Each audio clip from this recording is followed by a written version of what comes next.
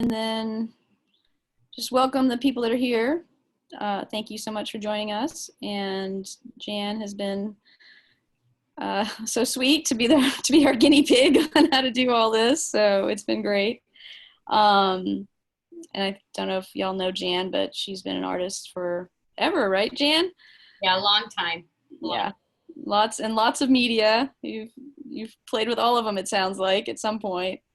Yeah, a lot of them. Yeah, I have, definitely. Yeah, and so, which is the great thing about being a mixed media artist, you get the flexibility of doing that. So that's really great. So welcome. Thank you so much, Jan, for doing this. Just a couple housekeeping things for everybody that's on. You're muted and you don't have your video. Obviously, I see that. We're just going to keep you muted. But we are going to have a little Q&A at the end. So, stick with us and ask any questions at the end. We'll unmute everybody and we can have a chat. And then the chat for folks, if you've got any questions or having any issues, just use the chat feature and I'll see if I can address them. So I guess, Jan, you're on. Okay, cool. The first thing I'm going to do is I'm just starting at the beginning of how I would normally do a mixed media painting. So I'm going to do a textured background. I'm going to actually do several. Actually, I'm going to use joint. Here's a joint compound. Yes, buy that at Home Depot in the sheetrock section.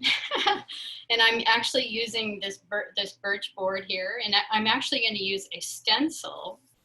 So I'm going to open up my joint compound here and press the joint compound into the stencil to get this particular design in it.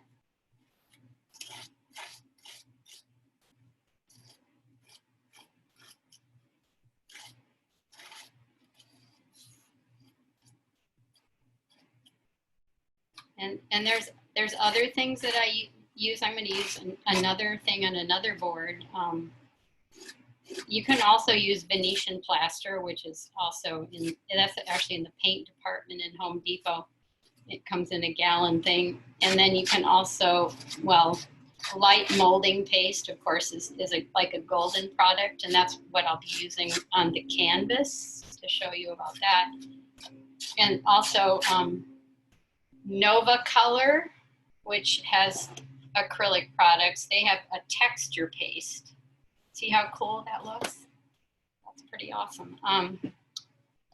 So their texture paste you can use to texture your canvas with as well.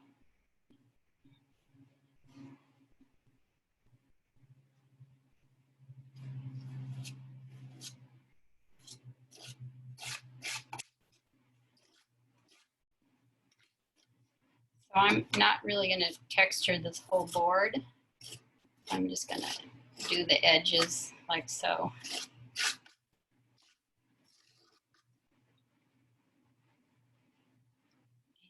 That's it.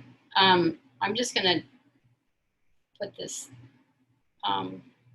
so it doesn't dry in my stencil. Just put it in the sink really quick.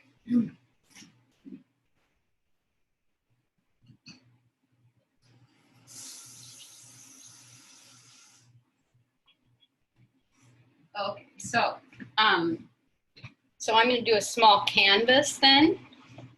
Here, let me move my little boards around here.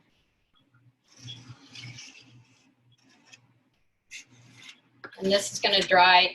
The thing about texture is it is like a 2-day process because you do have to let it set overnight.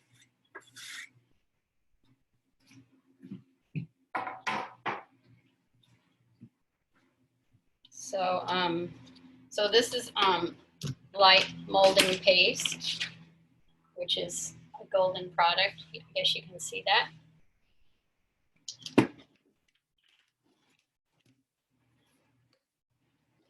And as far as pricing, light molding paste comes, in smaller things because it's pretty pricey. But if you're poorer, then joint compound or even Venetian plaster is kind of pricey too. But the joint compound is pretty cheap. You can get it in like smaller containers. Here, let me put this where it's going to show better. Sorry about that. I have to have it under the camera here so you guys can see what I'm doing. And then what I like to do with this, this stuff's kind of like butter. It's kind of cool. I like to press things into it, like netting and stuff, to get an interesting texture.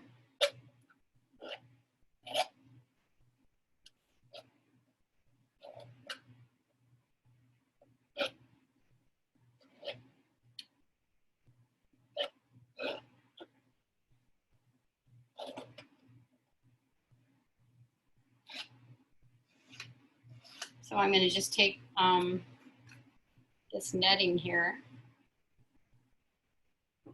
Sometimes for some of the stuff, I'll let it set up for a while. Like I'll even put lace like this. And sometimes you have to let it set for a little while before you do that. But for our time factor, I'm not going to do that. I'm just going to press this netting in like so.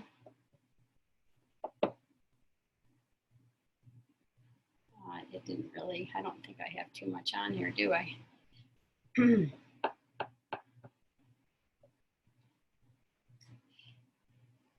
can kind of see it.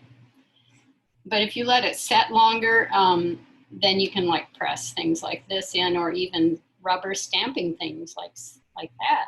I will press into and any of these texture things that you can use. So then I'm going to set this aside. I have a panel here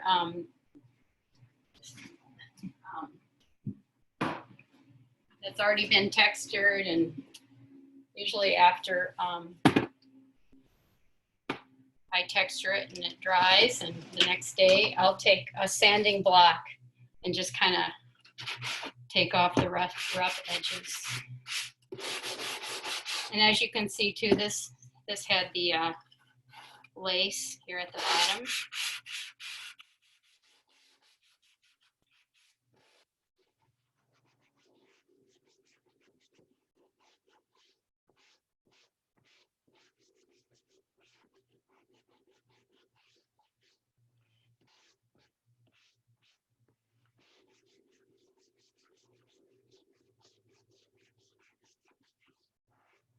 And then I'll just take a damp cloth and take off the residue. What I'm going to do with this, though, a lot of times I will tone my canvas. So I'm actually going to tone it with some orange. It actually makes it pretty interesting to have orange. And then you're of course painting over it, but then you see little flecks of orange on it.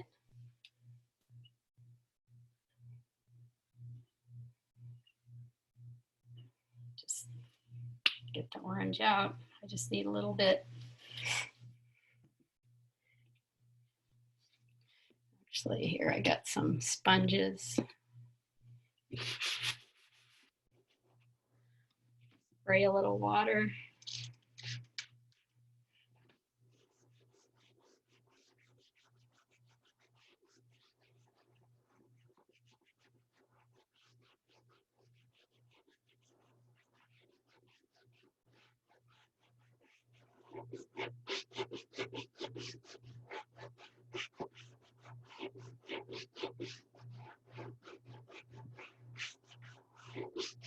It also kind of shows a neat thing with the texture too, with when you do that tone canvas.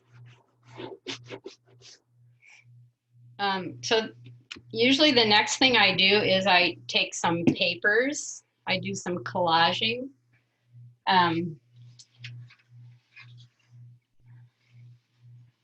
So I have kind of a pile of papers here. Pattern paper is really fun to use. And I have like different tissues. One thing I like to incorporate is like foil, which I collect the foil from my dark chocolate bars. So that's, and then I'll just kind of arrange them I'll use old book pages. I mean, there's all kinds of cool papers that you can use that are just throwaway things sometimes.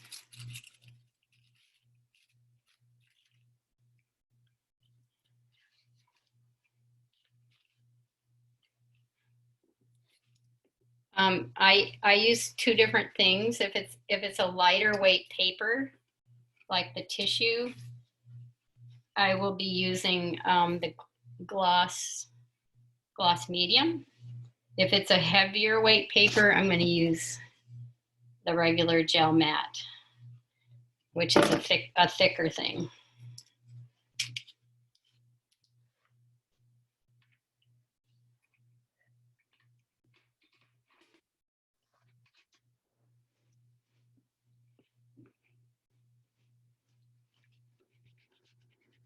So I'm just going to put a bunch of the gel down here.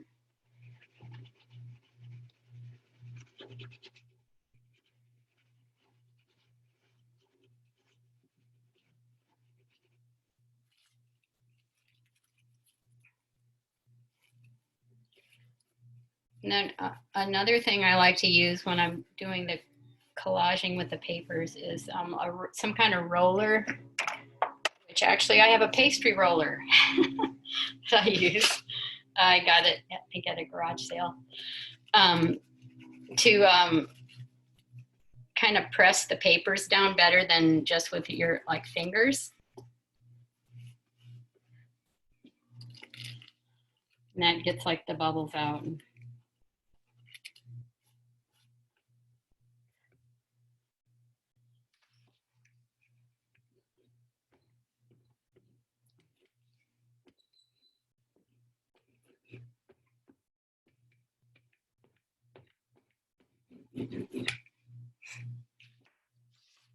And the one thing too with the papers is I always seal them. So after I adhere them, actually I'm going to use some of the gel matte.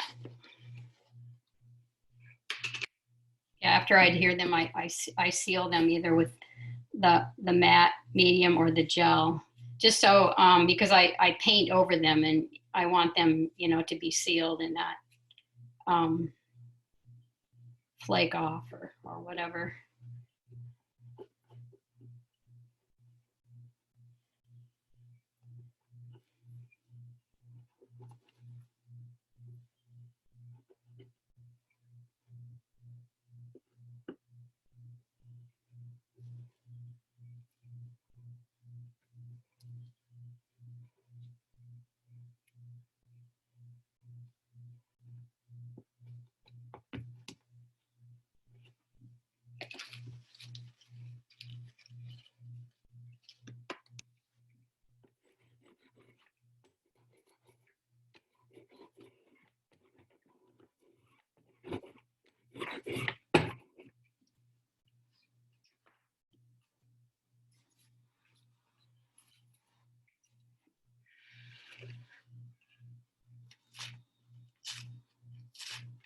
Yeah, usually I rip the papers because I don't like to have a straight edge normally.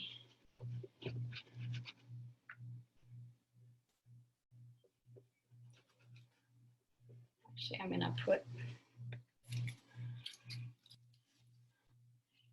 some foil down first. Hey Jan, could you scoot your board a little bit towards your sponges on the, I guess the left? Yeah, there you go. Awesome, thanks. Okay. It's really weird to do this and I can't hear anyone.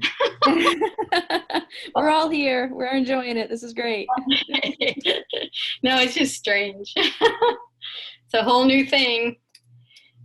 I guess now, you know, we're social distancing, we're being good girls and boys, and well, whoever's here. So I guess we're doing the right thing. Yeah. So anyway. Jan, I got here late. Are you using a canvas or a wood, or what is your substrate? Oh, you were breaking up really bad, so I couldn't understand what you were saying. Okay, I'm sorry, I have a terrible connection. Do you want to, Kat, do you want Did you to, use a canvas? Kat, do you want to type it in the chat feature and I can maybe ask it? Oh, I'll try. Yeah, let's see. Oh, okay.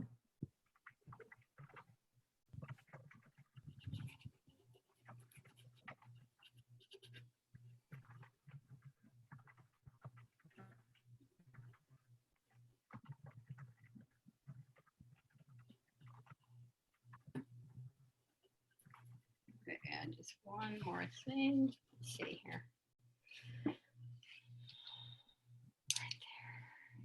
So Jan, Kat's question is, what's the substrate? Or you're on wood, you're on a wood panel right now, right? No, this is a canvas panel. Oh. This is a gallery wrapped canvas panel. Oh, cool. Okay. Yeah. The first thing I did with the stencil, that was on a wood, that was. Right. Okay. That was a birch panel. Yeah. Okay. And then the smaller thing was also a gallery wrapped canvas, the smaller canvas where I did texture. Okay. Cool. Which I use both. Wood's more expensive, so if I'm not feeling very rich, then I'll just get canvases. Because if I buy them, I think through Dick Blick, and if you buy 3 or more, it's like wholesale pricing of the canvases, so you can get a really good price.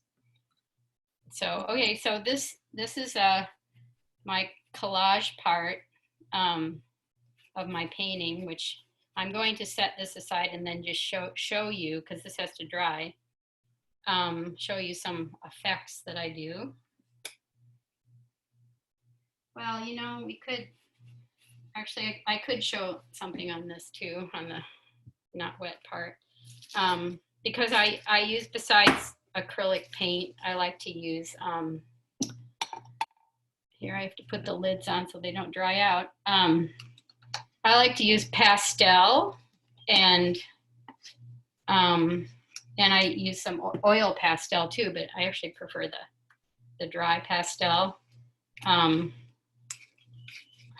I went to a mixed media workshop in Santa Fe a couple of years ago called the Anything Goes Mixed Media Workshop. And I thought, well, this sounds like something I definitely need to be at. So I have an X-Acto knife and a piece of pastel, and I'm just gonna kind of put some of this pigment onto the canvas. The thing though about the pastel though is I always use, before I seal my paintings with varnish, I always use fixative on them. If you're using dry media like this pastel, you kind of need to do that to, hold the pigment in place. Let's see, that's not going to show, so I'm going to use.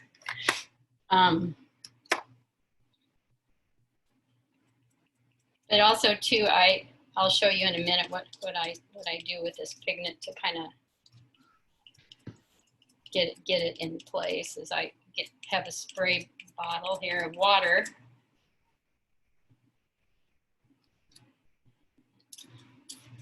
And that kind of brings it out a little more. And then, sometimes I'll even like move the canvas and kind of get the drips, But you can get some really interesting backgrounds using the pastel. But, I use it along with the acrylic paint. Usually I'll do the acrylic paint first and then the pastel on top. Sometimes I'll even paint the acrylic paint, and then the pastel pigment will come through, which is kind of cool. But and then if you want stuff to dry faster, of course, you'll use your hair dryer.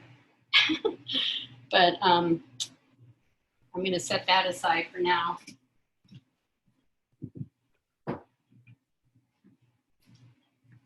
Another thing I really enjoy using is I like to incorporate metallics into my paintings. And so this paint you see here, it's kind of a coppery colored. This is actually Modern Masters. And it's a metal patina paint. So with the second, I'm going to put on a second layer, and while it's still wet, I'm going to spray the patina liquid onto it, and then it's going to create a really cool effect. In fact, Kristen, can you put me on the big camera for the? Yeah, sure. Just a sec. Let me. I'm going to show you guys an example of a painting I did that has the metal patina paints in it. So this painting here has the copper, which you can kind of see the copper up here and down here. And then also this is a bronze metal patina paint in here. So, I mean, as you can see, you can get some pretty cool effects with that. I have other paintings that I've used that in, but I really had a lot of fun with that. And it was a present from my son, which was wonderful. A Christmas present. That was like one of the best Christmas presents I could get from him, I think. So, okay, so I'm gonna, the thing about this is you have to make sure that you work, if you have a big area, that you work fast or work in patches, because you have to spray this liquid on when it's still wet, because then it does the chemical reaction. Uh-oh, I think I'm gonna have to shake this a little bit.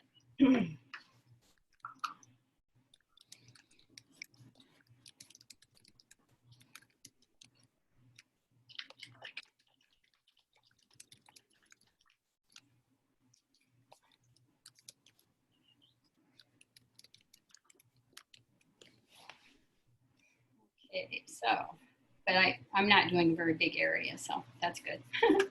But you won't really be able to see the effects right away, because it kind of has to dry, and then it turns like the turquoisey type color. And at first, you know, it turns all these weird colors, and you think, oh, it's going to look really ugly, but no, it turns out pretty cool.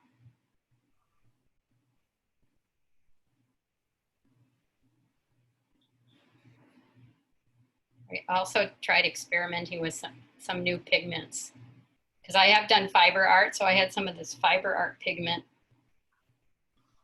too that maybe I'll do on this board too. So, okay. So now we're going to spray it. Hopefully it will spray okay. Yeah, the sprayer doesn't work the greatest, but.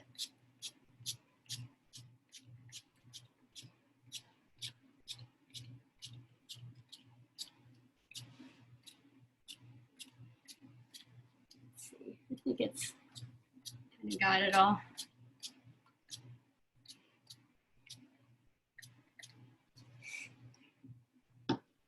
There. Okay, that's metal patina paints. Oh, Kristen, what, can you, are you gonna like send them those notes and resources? Yeah, I think, how are we gonna do that? Could they put their email address, and then you could email it to them, or I can? Oh, for sure. Anybody that's interested in getting the notes, just, yeah, put in the chat, just put your email address, and I'll mail those out to you after after we close up today. Okay, so Jan, there's not that many people on. Would you feel more comfortable if people were able to just interact with you, or? Yeah, because it's just strange, you know, like weird. like I'm talking to the ceiling or something, you know. Okay. Okay. Well, if those of you who are muted want to unmute yourself and ask questions, it seems like that might make things better. So feel free to do that if you've got questions up to now. Yeah. So this little thing here is one of the pigments that's for fiber, and it's called, oh, I have it in the notes, Pearl X, something like that. It's a Jacquard product. So I'm just gonna like. Is that like a mica product? I don't. Well, it said pigment. So I'm not really sure what it's okay. made out of, but No, I just thought I'd like just experiment with it a little bit. See, I have some that's this color that I put into some gloss. Do you guys see this or not?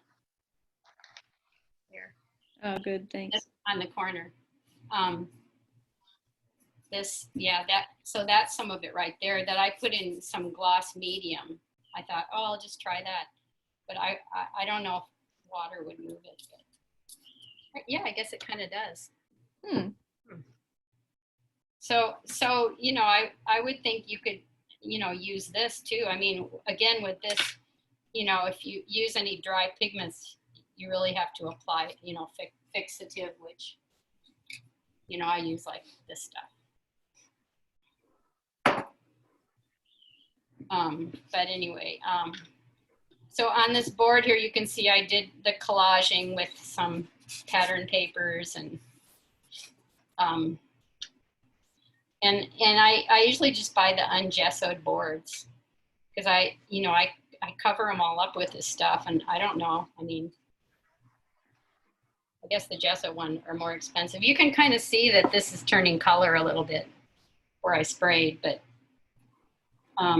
and then later on, at the end, we'll look at it again. And I'm gonna let's see here, put this aside.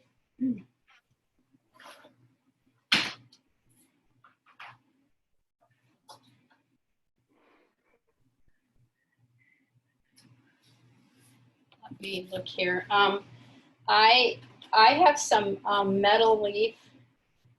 I couldn't find my there's adhesive that in a little bottle, which I couldn't find. So I was gonna try some spray adhesive. So this stuff here, simple leaf. But what I was gonna do is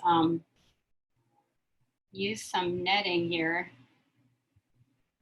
and put some spray adhesive, see if it would actually do a little texture thing with the metal leafing. This might not be a good panel.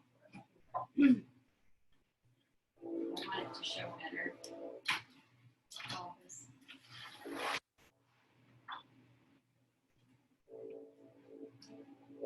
Here, try this one. My sample panels. So I'm gonna actually spray this over a wastebasket though, just because it's a spray adhesive. And it could be kind of messy. So I'm just using like this stuff here.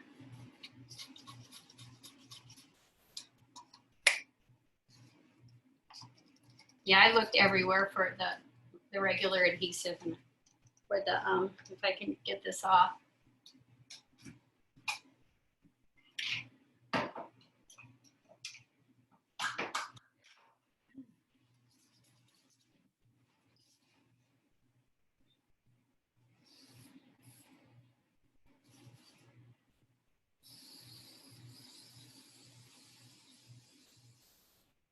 Oh, I don't know if it's gonna work. Well, a little bit clogged. Yeah, I guess it came through.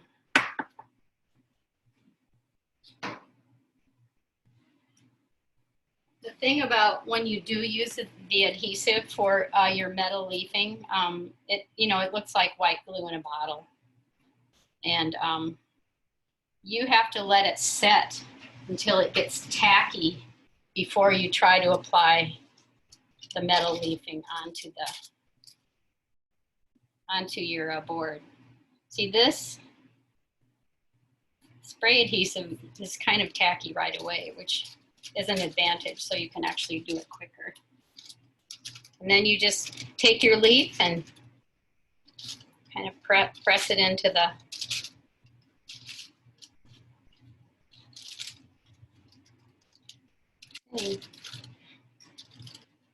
yeah, it's a little bit mushy.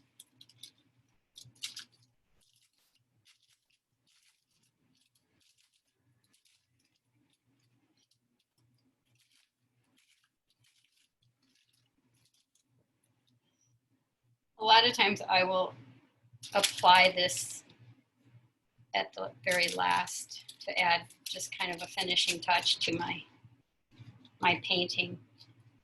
I should have pulled out that one that I have to show you on a painting. Let's see. Most of my paintings are put away in a big storage shelf. So, but anyway, I mean, you can really get cool effects with, it's gold leafing, but it's not real gold leafing, and it's not real expensive.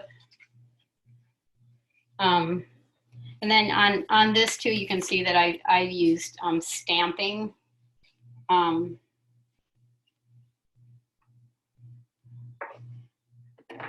I like to try all different things on my mixed media.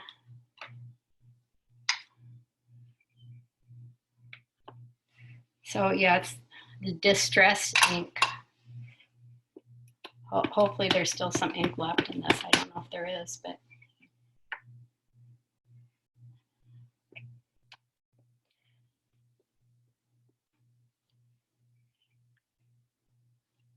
And then if you want some really thin lines on your painting, which I do usually, I'll just use good old-fashioned pen and ink.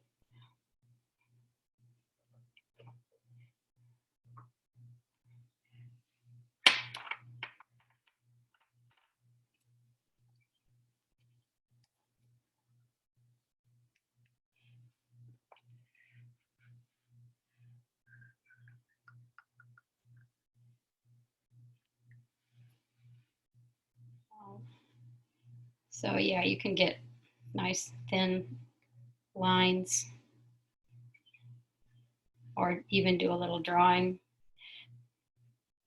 you know, with the pen and ink.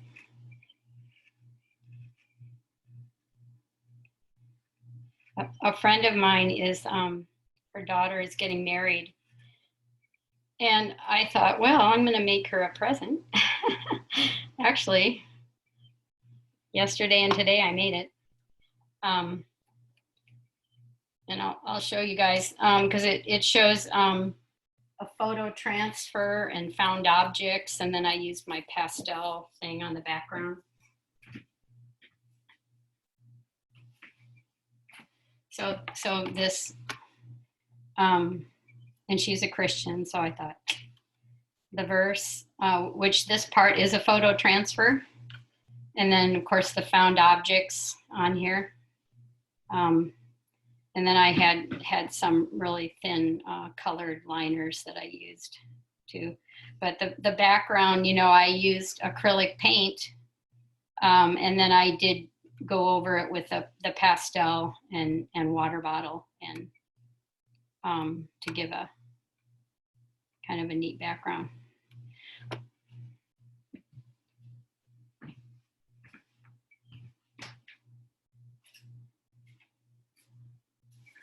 Okay, so I did want to show you guys though the two different photo transfers I use. And I'll do one on here. Let's see.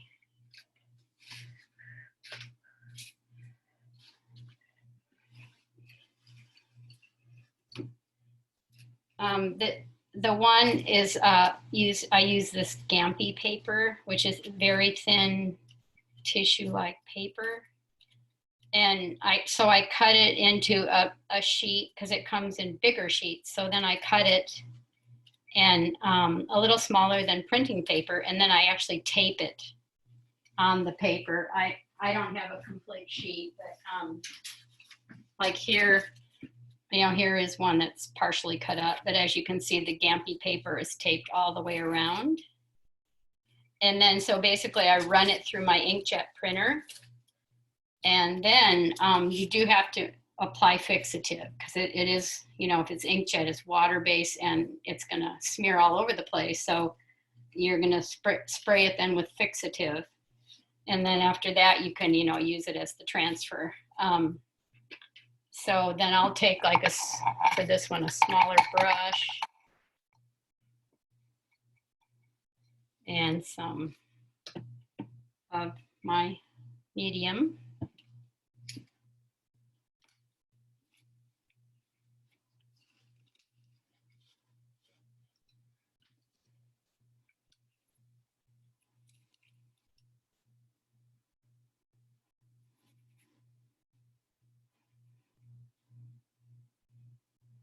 You can actually also use paint instead of the gel medium if you want, let's say, a colored background.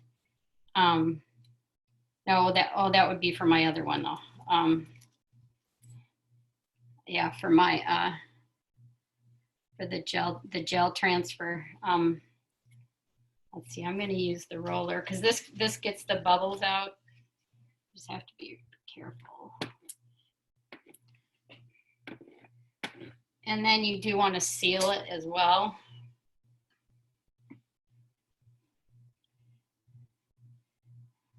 So the other transfer I do is just with an image printed from a laser type printer, or say you go into a copy place and have them print, because that's toner based, and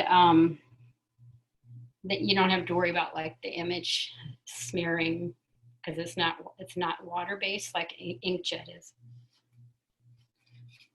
So there's that one. On the notes and resources, it goes into like where you can buy this stuff, but the place I called, they're not exactly open. So I did find another place though, so my notes aren't up to date with that goes. But if you're interested in doing photo transfers with Gampi paper, I can give you the name of the place that I just made an order to, where to get it from. So let's see. So the other one, see that this image here is from a like laser type printer, and I wanted to do a photo transfer on this one. Let me see. But I'm going to use this board here that I already did work on, but because I can. So this is going to go face down, and I'm going to use this stuff again, the gloss gel medium.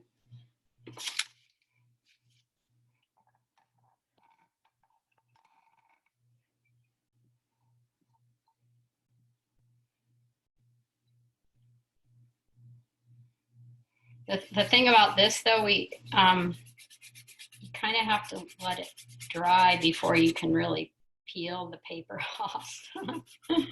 So basically, then once it's dry, you peel all the paper off, and what's left is the ink. So you get then the image that's left. So that's the board soaks things up better than canvas.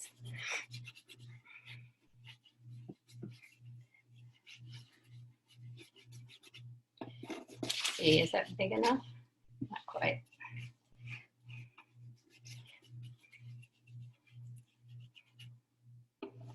Okay, let's see. I kind of want it this way, I guess. Well, this is where the roller comes in really handy.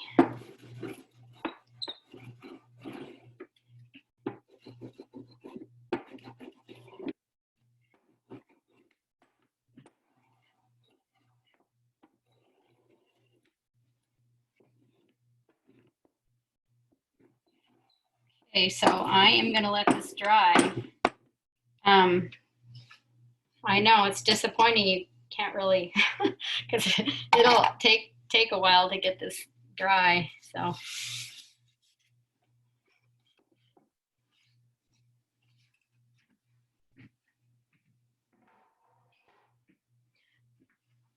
Okay, so I wanted to show you an example of, here's a painting I did using that, the texture with the stencil. And here is the stencil part. And then I actually use, because I have like a wave stencil that is like waves, like this. And then I just carried through in the painting part here with the stencil. But I mean, that was a fun one to do. And then I'll show you photo transfer.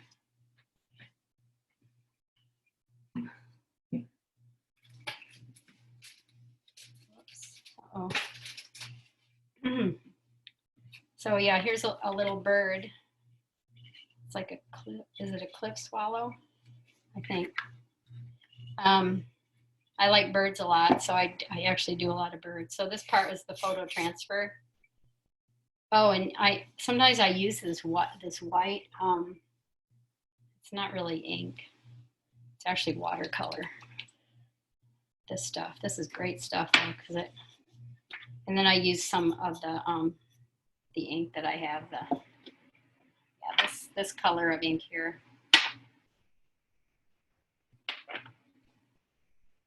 And then let's see, spray bottle. Oh, here is another painting I did. I do like ravens a lot.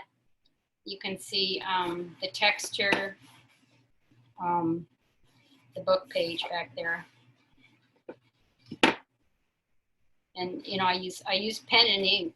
You know, actually I used it to outline like the feathers and the thing he's standing on. Oh, one thing that's really fun to do, especially if you do abstract work. Here, let me get a panel.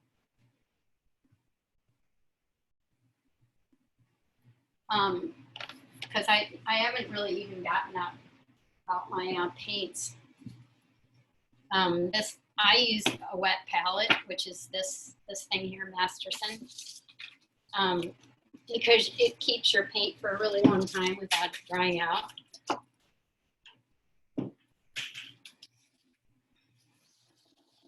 And I also like to paint with things that aren't the traditional things to paint with. So, you know, when I'm painting, I'll use a rag to blend stuff better. And I'll also, like, here's a brayer here. I'm just gonna open this up.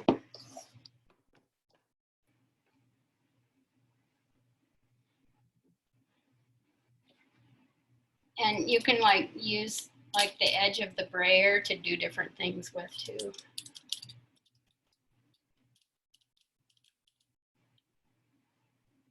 you want to put a line.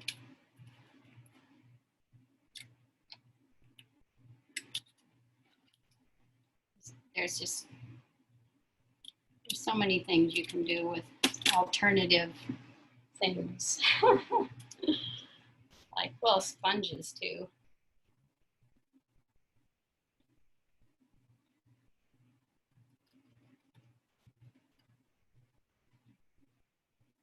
Sometimes I use iridescent paint, well, and interference paint too, which actually changes color when you like would turn a painting, which is kind of fun.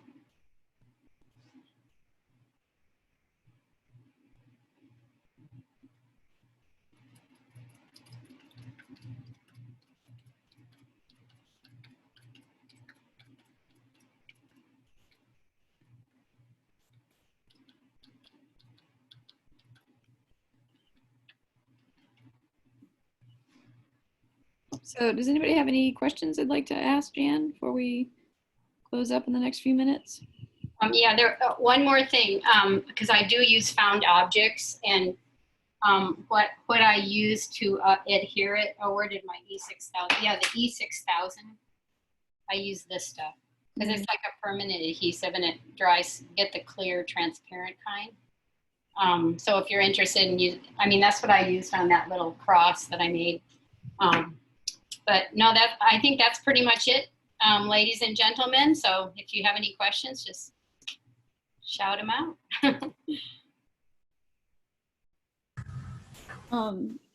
I'm curious why, like, when do you know to use the joint compound as opposed to I guess it was a golden Yeah. paste how do you make that decision? You can use, well, I think the joint compound is better used on the wood surface, although I have used it on the canvas, because it's not as flexible as your light molding paste that is the golden product. And since a canvas can so if it's like really thick or really a big canvas, I will definitely use the light molding paste rather than the joint compound. Normally, I will use the joint compound on boards. Okay. All right, cool. One looks, the joint compound looked like a little grittier maybe. Is the other one smoother? Is that true? Yeah, I mean, yeah, the joint compound, yeah, it's a little more, it's not as smooth and, Okay. I mean, like the light molding paste is kind of like butter. It spreads really great, and Nice.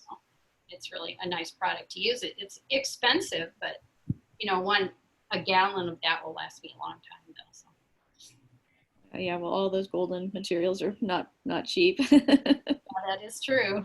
That is true. Hey, Jan, can you hear me? This is Bill. Hi. Hi there. This is a great job. Congratulations. Well, thank you, Bill. You're one And of it would be a great help when you hold up these products. Hold it up a little longer on screen, because those of us who don't know them, well, we might yeah. want to write down what it is. Okay. Well, if you're interested, I can send you, Bill, that notes and resources kind of goes into all the products. Yes, I would love to have it. Yeah, so I can send that to you. Okay. Yeah, that kind of goes over everything. That's why I wanted to make that available, just so Yeah. people Thank you. would have it if they need it. So. Yeah, and if anybody wants that, just type in the chat space your email address and we'll get that to you. Okay?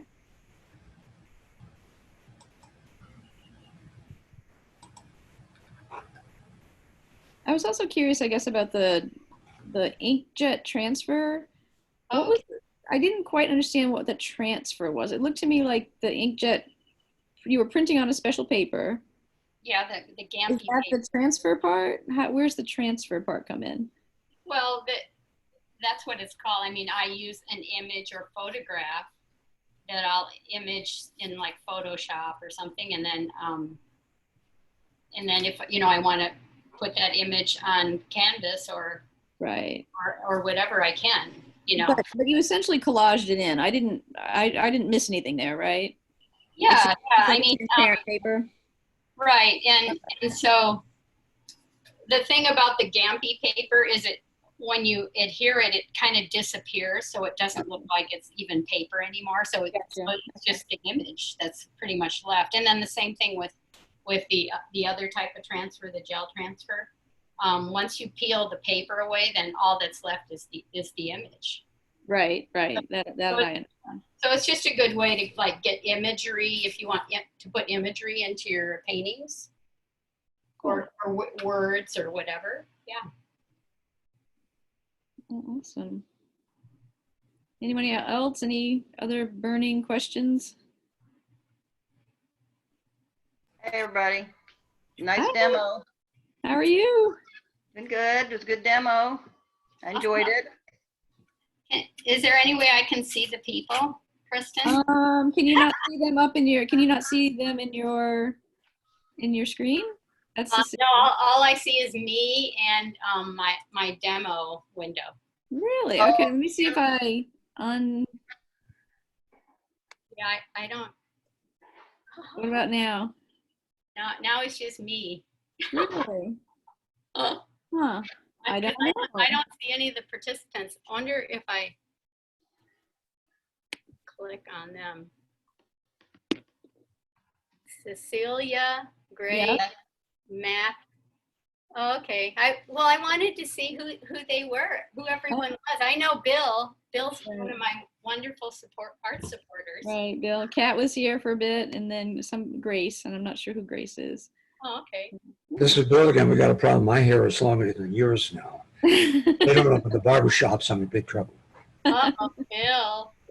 I do know a lady that cuts hair in my mobile home park. She actually cut my hair, so Okay. she'll come to your house, Bill. Okay. All the barbers are going underground now. That's good. Okay. I'll be in touch. Are you still in your same house, Bill? Now and always, yes. Okay. No, because I heard that you might be trying to get rid of it. Well, that was before the change in circumstances. Oh, okay. Well, I'll have to catch up with you. I'll give you a call. Good deal. Okay. Great. I really appreciate it, Jan. That was awesome. Thank you so much for working out all the kinks beforehand and letting us have both you and your work. Having both those cameras, I think, was really helpful. So Yeah. Well, thank you, everyone. Have a great day. awesome. Thanks, everyone. Yeah. Bye.